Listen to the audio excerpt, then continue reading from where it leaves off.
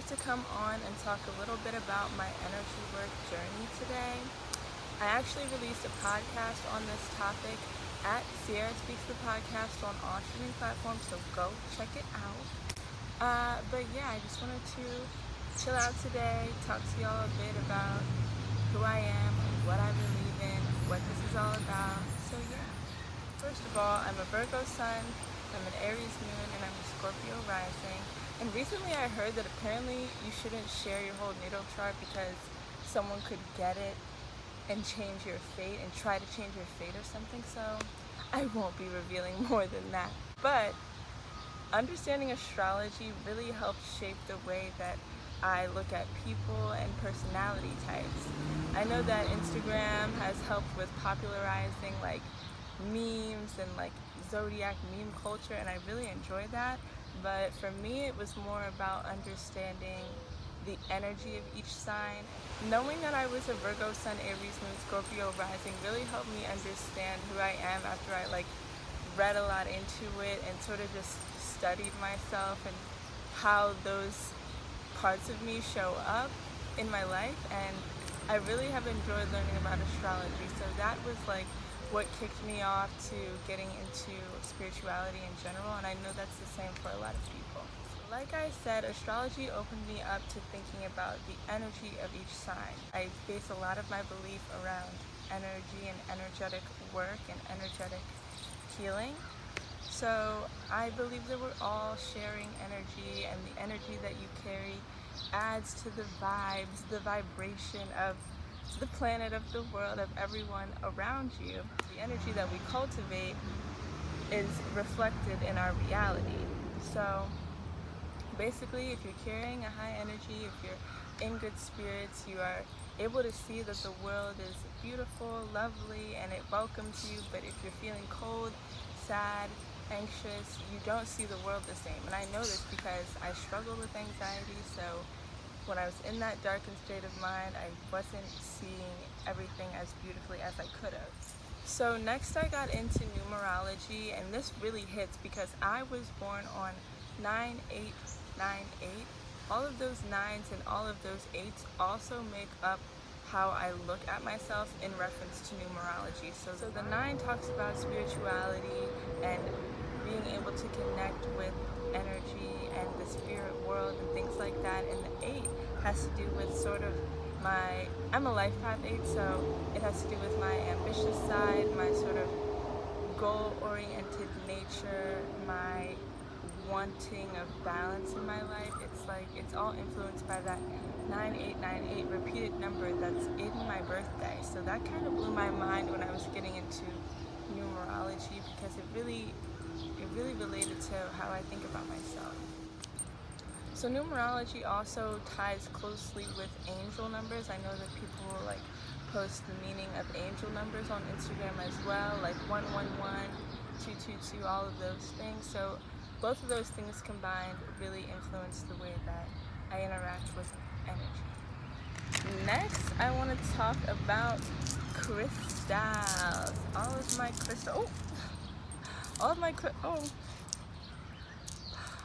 my crystals are here with me right now. I brought them out just to show, and I still don't know the name of all of them. This is just for fun, but I wanted to show them off. I don't even know if it's... Oh my gosh, they keep falling. But yeah, so these have been gifts from friends and family, and when I first was receiving crystals, I had no clue what they were for. I just sort of put them to the side. I didn't know that I could put my intention into them and they could help me feel more grounded. So that's exactly what I do. Once you get a crystal, you can see what the qualities that it's supposed to enhance in your life, and you can put your intention towards that and align with it. So obviously my intention changes, and it has changed over time, but yeah, when I got a few of these crystals from my aunt, I will show you which ones. This one is mine. This one was a gift. This one was a gift. When I got these 4,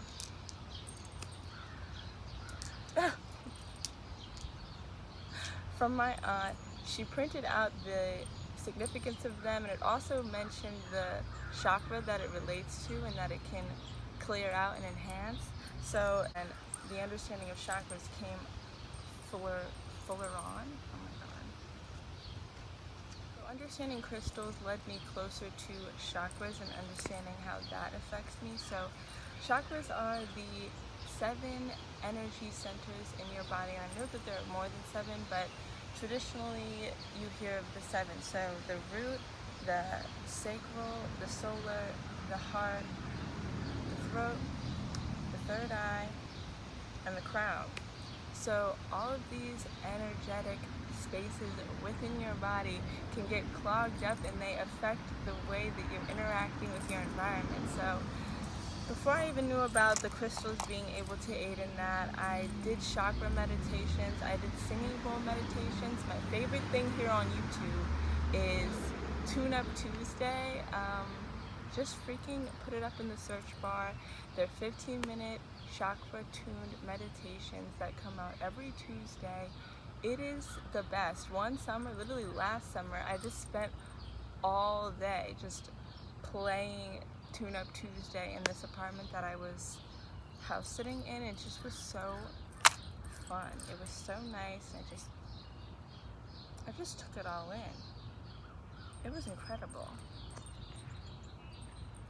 So yeah, so all of this combined, all of this knowledge combined led me to where I am today, loving the tarot. So I first got into tarot card readings obviously on YouTube, and I really appreciate all the tarot readers on YouTube, the tarot community. It really just opened up something else, and something that I hold very deep and close to my practice. It's probably the most important part nowadays. So I first started with twin flame readings. I'm sure a lot of you can relate to that divine feminine, divine masculine storyline, and yeah, yes.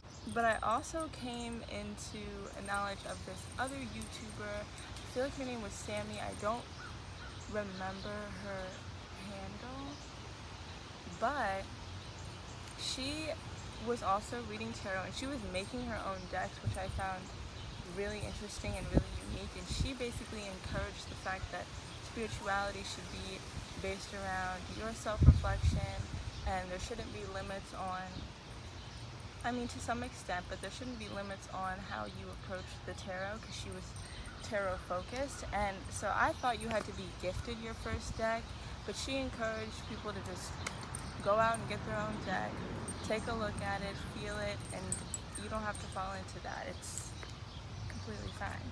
I went out into the wilds of New Orleans, and I picked up the Morgan Greer Tarot. This is not the box, but picked up the Morgan Greer Tarot, and the card that actually sold me on it is right here at the bottom. It's the 9 of Pentacles. This was my first deck, and it is my favorite deck still. It's seriously just too gorge. Tarot opened me up to further understanding shadow work, and I will show you visually what I mean by this.